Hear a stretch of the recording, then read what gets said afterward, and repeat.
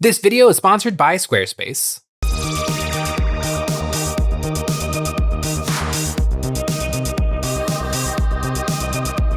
Hey guys, Jay here. Welcome to Miles Memories Weekly, episode 237. Miles Memories is a show about nothing and is filmed in front of a live studio audience. This is a show where I talk about my painting, modeling, and word experiences from the week. Now you might be thinking to yourself, Jay, you put out 3 videos a week. Oh, could I possibly have more to say? Well, I do, and here goes. This week, I've been thinking long and hard about the upcoming Warhammer 40,000 11th edition and what that's gonna mean for 40k. But first, have you ever noticed that most websites are squares? Well, today's sponsor Squarespace has, and they're here to help. Squarespace allows anyone to design the website of their dreams with the most powerful and easiest design tools in the industry, like Design Blueprint. Using AI technology empowers anyone to build a more personalized website tailored to their needs, crafting a bespoke digital identity. Choose from a professionally curated selection of styling options to build a unique online presence from the ground up. Squarespace makes sure it's easy to launch your website and get discovered fast with integrated optimized SEO tools, so you show up more often to more people and grow the way you want. With Squarespace, it's never been easier to set up a unique online storefront.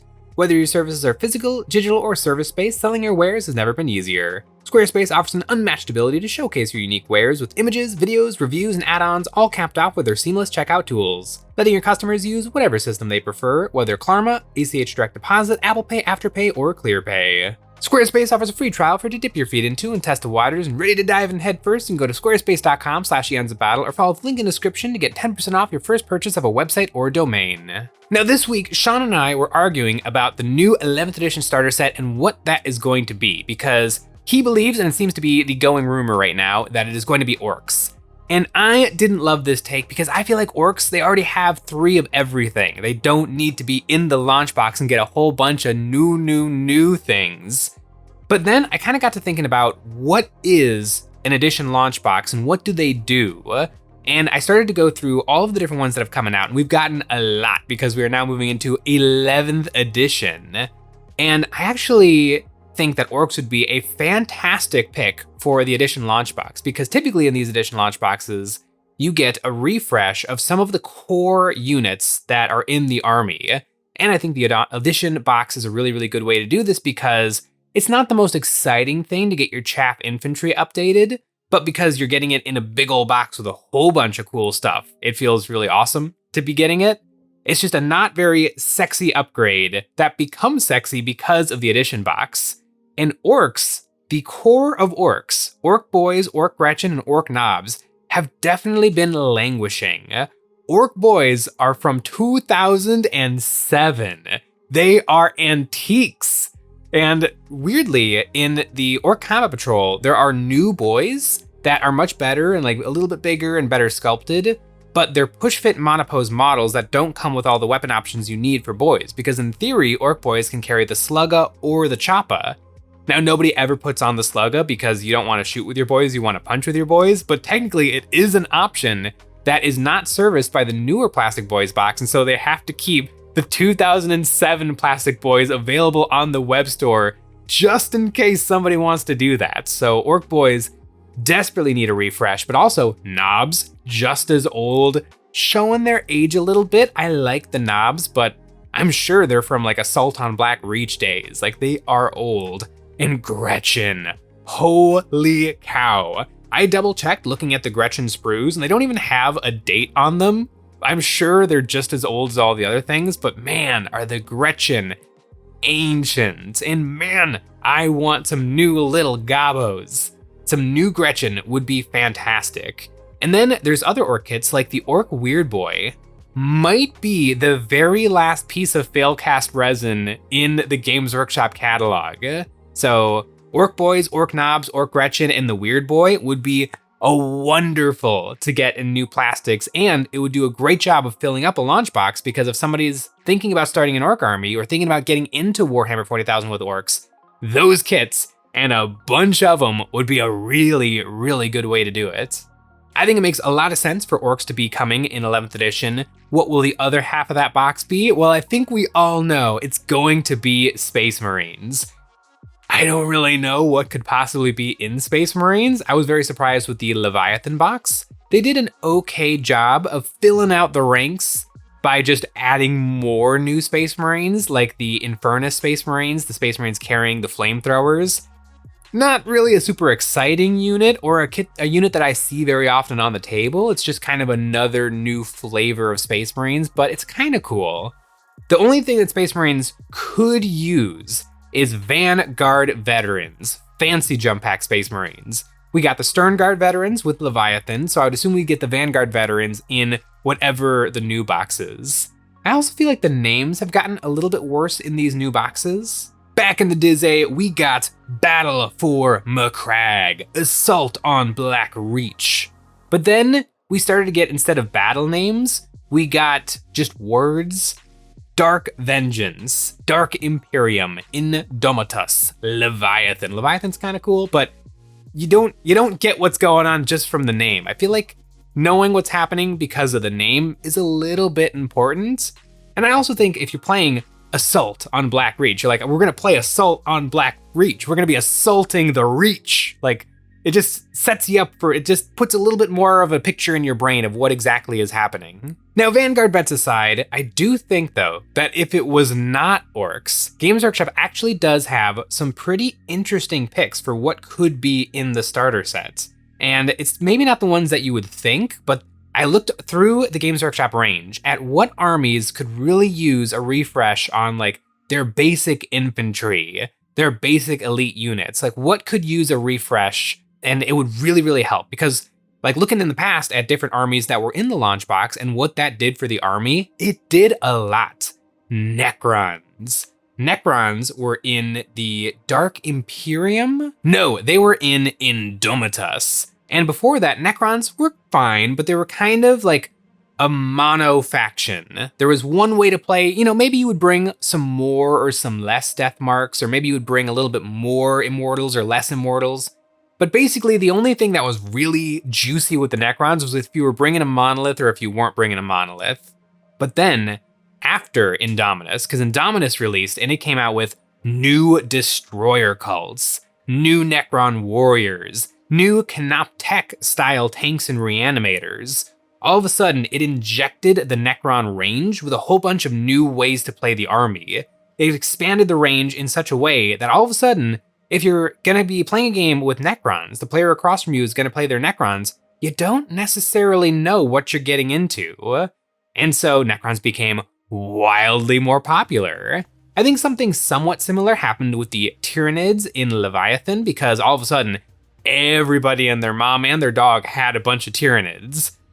It floods the market with a whole bunch of really, really cheap kits. I think I still have 2 Psychophages that I bought for like $14 each right when the box first launched on eBay. And I should put those together because actually that model is starting to get pretty good. It's gotten points decreases and points increases and whole rules rewrites for their actual datasheet.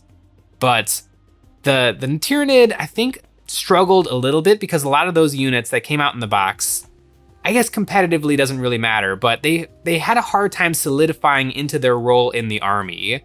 Where now I feel like the Von Ryan's Leapers are a really, really solid include, but like Barbara Gaunt and Screamer Killer Carnifex and Psychophage are still kind of floater units that most people don't include in their army because either there's just cooler stuff like Carnifexes or the new Norn Emissary and Assimilator, or they're just not very good.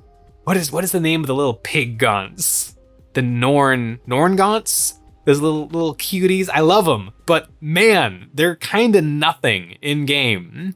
And there's something to being a nothing unit because if you're cheap enough and your bodies, that can still be a very valuable thing to have in Warhammer 40,000. Think Gretchen, but they're not Gretchen. They could be killed to a stiff breeze. So yeah, the Leviathan did a good job with pushing people into Tyranids, but it didn't quite refresh the Tyranids or give Tyranids a new lease on life. Although I really do like Von Ryan Leapers. They're very, very cool. They're essentially the Velociraptors from Jurassic Park. They hit reasonably hard and they're fairly tanky and they have a bunch of different movement shenanigans. Like they are a nifty little unit that I have a bunch of because they're just kind of cool. I investigated the Games Workshop catalog to look at what armies I think would really, really benefit from being a member of the launch box, from getting an influx of new models and new units. And one that I discovered was the Thousand Sons. The Thousand Suns model range is not that old, 2016 on the Rubrics and the Scarab Occult Terminators, but they were right before the great beginning of Warhammer 40,000, so a lot of those models feel very weenie on the tabletop. They're multi-part plastic kits, which is nice because you can make an arm go up or down a little bit, but overall they look pretty static and kind of bad. And Rubrics and Scarabs are kinda it for the army. They don't have a lot of units that are actual Thousand Suns units. They have Zangors, and personally I love Zangors. But talking with Thousand Suns players, that's a pretty bad take. Most Thousand Suns players don't like Zangors, and I kinda get it, because if you wanna play an army of implacable, indestructible robot warlocks, that's not Zangors, that's Rubrics and Scarab Occults. So I think refreshing the Rubrics and the Scarab Occult and maybe introducing some new units to the range to really flesh it out a little bit, maybe some like super weird Psychers and Sorcerers, maybe some kind of a Dreadnought, like a Sorcerer Dreadnought, maybe different types of Scarab Occult units, because Scarab Occults are just kind of shooty. Scarab Occult, or not Scarab Occult Terminators, the Rubric Marines. The job of a Rubric Marine, if they're not carrying the Flamethrowers, the Bale Flamers, is just to be ablative wounds for the Sorcerer in the squad, because the Sorcerer is going to dish out a bunch of mortal wounds. And so the rest of his boys kind of don't matter. They're just the fodder that you have to chew through. But maybe if you could break that into a couple of different units, like a Scarab Occult, keep saying Scarab Occult, the Rubric squad of like heavy weapon operators, or a Rubric squad of just with better bolters. The Rubric bolter is supposed to be good, but it's not nearly as good as the Bale Flamer, and so you don't generally take it. But I think you could definitely you could start to take what you've got with the Thousand Suns and break it into more units. I mean, Death Guard have two different flavors of Terminators, and those two different Terminators do different things. Like the regular Terminators are your bricks, your unkillable bricks that you make stand on objectives, but the Death Shroud Terminators are three little friends that you tape onto your characters, and then you make these Death Star melee units that zip around the board and absolutely destroy anything in close combat. Like those two different kits give you two different flavors, and it really helps to flesh out the army and what it is. I think also the different Terminators came out in a starter launch box, and so that makes it even more like that's how we got here. That's how we got to the fun. And so I actually think an edition launch box would be a really, really good place for the Thousand Suns. That would probably also be true for the World Eaters. I just don't know the World Eaters as much. They have a very similarly sized model range, but I also feel like with the World Eaters and the Thousand Suns, they both rely so heavily on borrowing kits from vanilla Chaos Space Marines that it also starts to eat into the flavor and the excitement of those armies, where if they did have a lot of their own stuff, I think they'd be a lot more popular and a lot more played. And speaking of getting a whole bunch of things so that people will actually play your army, Drukhari! It's definitely not gonna happen, but we just got our codex. But it would be so cool if the Dark Eldar were in the edition launch box again. We were in one of these boxes before. Oh, that was our old plastic range, which, boy, did it not stand the test of time. A whole bunch of plastics that I think were axed like 5 years later. They did not last very long. But Dark Eldar needs some stuff. We just lost 4 of our data sheets and then sort of weirdly gained back 3, but not in a very interesting way. Like Scourges are now 2 data sheets, but it's still the same box and it's still the same models. But Dark Eldar, we could use some stuff. Like there's so many things in the Dark Eldar that exist in the lore, and like they're ready to rock and roll. They just don't exist and have never existed in plastic. I mean, what's her name? Lady Malice was just a name from the 5th edition codex, but now she gets a new model. Why not bring Solarites? Like Solarite is technically the name of like the squad commander for Scourges, but just make that its own character or make that its own unit of like dedicated super Scourges. We just lost Urian Rackhearth, who is one of the best models in the Dark Eldar range. I mean, bring that sucker back. The new Combat Patrol is Oops All Racks, and it can be led by a homunculus, but how about you give us a named homunculus? Like the Dark Eldar, there's so much room to pull from. Like we've got 3 different flavors of this army. We've got the Homunculus Coven, we've got just the regular Cabalites, and then we got the Witch Cults. Like, you could just start dumping models on us and they would fit so nicely into those 3 different flavors of Dark Eldar. Like, we're prime. We're in a prime spot to just be fleshed out a little bit more. Games Workshop just is not doing it right now. I don't think that we're going to be in the launch box because I feel like Dark Eldar aren't popular enough, but part of the reason they're unpopular is because we haven't gotten much in the last 12 years. Some of the kits have held up really, really well. The Talos and the Kronos paint engines are phenomenal, but it's really lame that the Talos and the Kronos are built from the same kit, and the only real difference is what weird squishy weapons are in their fists, but they're very different types of things in the game. Like, one of them is just a conglomeration of different bodies and pieces of flesh that the homunculus has thrown together, where the other one is an actual dedicated creation, the ultimate expression of a homunculus's flesh crafting. They're supposed to be like these amazing pieces of macabre, horrible technology, but it doesn't look any different. The Talos and the Kronos are like the exact same model, but they're these 2 different things in game. Just split them off, just make a new box. One of them that's just a whole bunch of feet taped together, and the other one that is a beautiful flesh construct. I think the Drukhari would be a wonderful thing for a launch box. I don't know, maybe 12th edition, maybe one day, or maybe just give us a range refresh. But speaking of things that could get a range refresh, I actually think the Eldar would make an excellent pick for the launch box. Eldar have just kind of existed. They're one of the core ideas of 40K. They get back to, let's take Tolkien fantasy and just turn it into sci-fi. Like, they are the elves. And over the last 10 years, they actually have gotten a very quiet range refresh.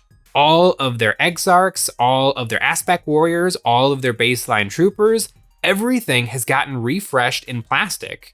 And it's been quiet, and I feel like I almost didn't even notice. I was just looking at the website today and I'm like, wow, every one of these kits is a modern kit compared to the Dark Eldar, where none of our kits are modern kits.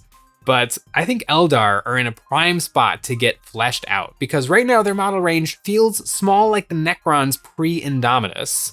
It feels like you take, maybe your army has more or less bikes, but other than that, you're kind of going to be bringing one of everything. And so I think you could take Dire Avengers, and Dire Avengers are really interesting because they're actually one of the oldest plastic kits.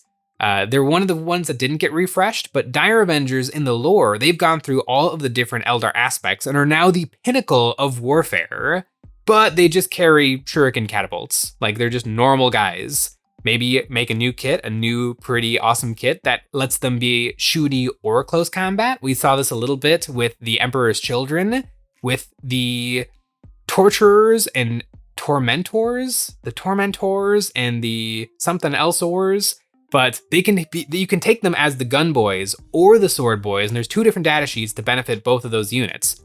They should do that with every baseline infantry, and this would be really easy to do with the Dire Avengers. I also think every box of Guardians comes with a weapons platform.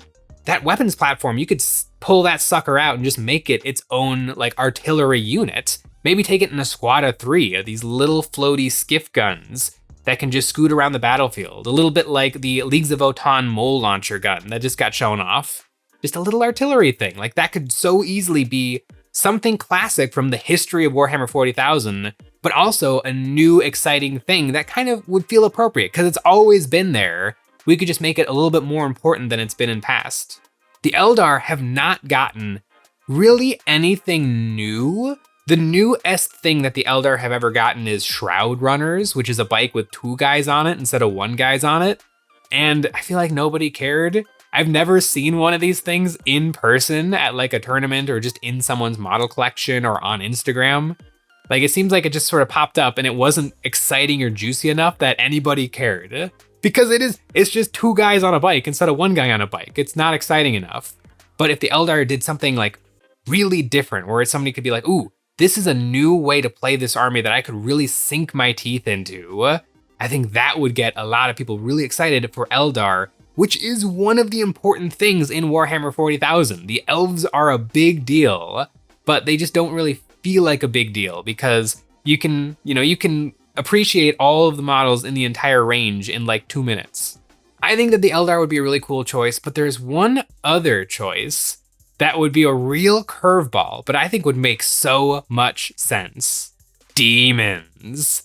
Demons versus Space Marines. That would be the most 40k box to ever Warhammer 40,000. It should be demons. I don't know what Games Workshop has planned with demons. I don't even know if Games Workshop knows what they're going to do with demons because they didn't get a codex for 10th edition and it's not looking like they're going to get a codex for 10th edition. A lot of the different aspects, the different god units have been put off into the different Chaos Space Marine books. Death Guard got Plague Bearers and Demonettes went into the Emperor's Children. And that seems like an okay spot for them to be. I do wish that they were able to ally in a little bit in a better way because currently the way you do it is, I want to play Plague Bearers. I could do it in a Demon's Army, but if I didn't want to, if I wanted to be specifically Nurgle, I could play one specific Death Guard detachment that allows me to take up to 1,000 points of Nurgle demons. And then I bring Poxwalkers and a bunch of different Chaos Space Marines. It's a little weird. I don't get why there's not just generic ally rules, but whatever. Vanilla demons are in a rough spot because when I see people's demons armies, they do seem very monogod. It seems like people don't really enjoy mixing and matching the different cultures that are within demons. And that kind of makes sense because for flavor and theming, whenever you're reading a novel and there's your ship is boarded by a bunch of chaos demons, they're usually from one specific god. You know, your ship is being attacked by Plague Bearers because you're being attacked by Nurgle. It doesn't usually feel like you're being attacked by all the colors of the rainbow. And also, it doesn't make for a very good army if you have 4 different flavors of basic infantry, and then 4 different flavors of fast attack, and then 4 different flavors of heavy support. It doesn't work the way that Warhammer 40,000 armies work. And so I feel like Games Workshop probably doesn't want them to exist in that way anymore because it's a really awkward, finicky way. Demons players are a smaller subset of the Warhammer 40k community, and then people who love Tzeentch demons is an even smaller sliver. And to properly service that sliver, you need 14 different kits because that's what makes an interesting army. And I feel like Games Workshop's just not going to do that. But I think what they could do is scrap it all, let the generic Chaos Space Marines have their different aspect demons, but then create a generic Chaos Demon book or a generic Demons army that are Chaos Undivided, just the warp-made manifest. We've seen this a little bit with things like the Dark Commune from the just vanilla Chaos Space Marines, where you've got cultists who have just turned into weird Jeff Goldblum the Fly looking dudes. And I feel like that would make a lot of sense and would be a really, really good way to show demons and the power of the warp in Warhammer 40,000 without giving people a million kind of lame choices. Do I bring demonettes or do I bring bloodletters? No, you just bring demons. Just put some demons on the table. This would be a very different thing for Warhammer 40,000, but I feel like it's somewhat necessary if Games Workshop's not going to go down the route of breaking demons into 4 separate armies.